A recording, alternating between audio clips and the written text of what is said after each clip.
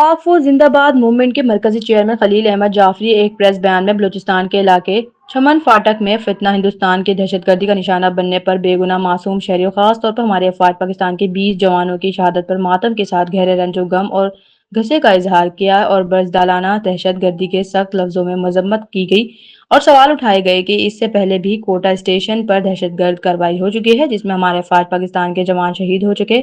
इसके बाद फिर कोटा में रेलवे में दहशतगर्दी की गई, इसमें हमारे हम वतन पर छोटे बच्चे और हमारे अफवाज पाकिस्तान के 20 जवान शहीद हो गए। ये एक सवाल निशान है। हम पूछते हैं इनसे कि आपकी सिक्योरिटी कमजोर क्यों थी जब कोटा के बलूचिस्तान के हालात खरीब हुए। कोटिया स्टेशन पर भी एक दहशतगर्द कार्रवाई हो चुकी है, फिर ये वाकया अब भी आप अलर्ट नहीं थे, इसकी भी इंक्वायरी होनी चाहिए। हमारे अफवाज पाकिस्तान की कुर्बानियां रंग लाएगी।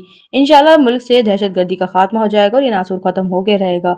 हर दफा हमारे मासूम शहरियों को, हमारे हम वतनों को, हमारे अफवाज पाकिस्तान को टारगेट किया जाता है। ये किस तरह की दहशतगर्दी है, इनको दूसरी चीजें नजर नहीं आती, सिर्फ पाकिस्तानी अवाम और अफवाज पाकिस्तान सिक्योरिटी इदारों पर हमले होते हैं।